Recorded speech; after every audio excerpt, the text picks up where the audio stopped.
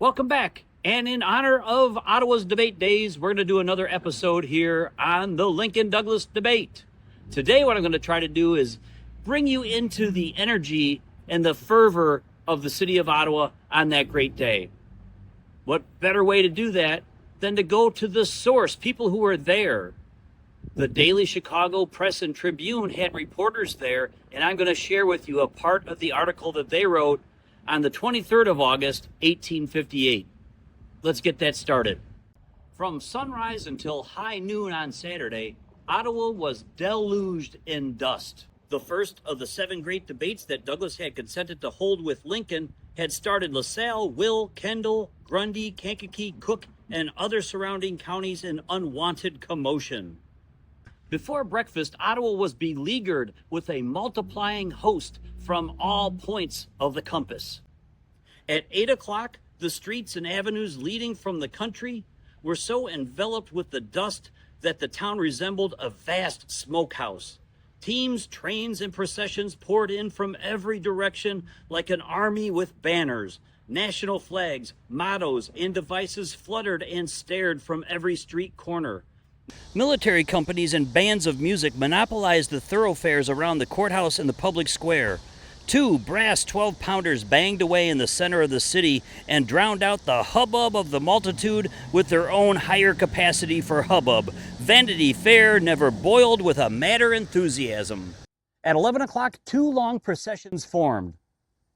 One marching to the depot of the Rock Island Railroad where Mr. Lincoln was expected to arrive, and the other moving down the road toward Peru, whence Mr. Douglas was advertised to come. As the first procession was crossing the canal, an enormous canal boat was moored near the bridge, crowded with men and women. On the bow was a large banner inscribed, "The Corporation of Marseilles for Abraham Lincoln." In a few minutes, another boat appeared from Morris with a similar crowd and similar devices. Shortly after 12 o'clock, the special train from Chicago, Joliet, etc., came in with 17 cars. When it reached the depot, 3 deafening cheers went up for Abraham Lincoln. The cheers were repeated and re-repeated until the woods and bluff rang again. Mr. Lincoln was placed in a carriage beautifully decorated with evergreens and mottos by the young ladies of Ottawa and escorted by the procession over half a mile in length with military companies and bands of music from the depot to the public square, around the square, and to the residence of Mayor Glover. Enormous crowds blockaded the streets and sidewalks through which the procession moved, and the shouts of the multitude rolled from end to end around the street corners and across the bridge in a continuous tumult. When Mr. Lincoln's carriage stopped at the mayor's residence, 3 mighty cheers were given for Abraham Lincoln, and then the crowd dispersed miscellaneously for dinner. The Douglas procession moved down the Peru Road to Buffalo Rock, where they met the pro-slavery champion, whom they escorted to the Geiger House.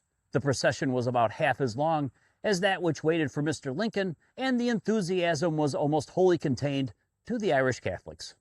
At 1 o'clock, the crowd commenced pouring into the public square. The rush was literally tremendous. The speaker's stand had foolishly been left unattended and was so crowded with people before the officers of the day arrived that half an hour was consumed in a battle to make room for the speakers and reporters. Even then, the accommodations were of the most wretched character. 2 or 3 times, the surge of people on the platform nearly drove the reporters off, and half a dozen clowns on the roof broke through some of the boards and let them down on the heads of the reception committee. Large numbers were present from Chicago, Galena, Springfield, Peoria, Quincy, Rock Island, Bloomington, Alton, and other distant points. The whole number of persons present could not have been less than 12,000. So that was the scene here in Ottawa on the day of the first Lincoln-Douglas debate, August 21st, 1858. Thank you for joining me again. Enjoy debate days, and we'll see you next Tuesday for another Tuned In with Tom Tuesday.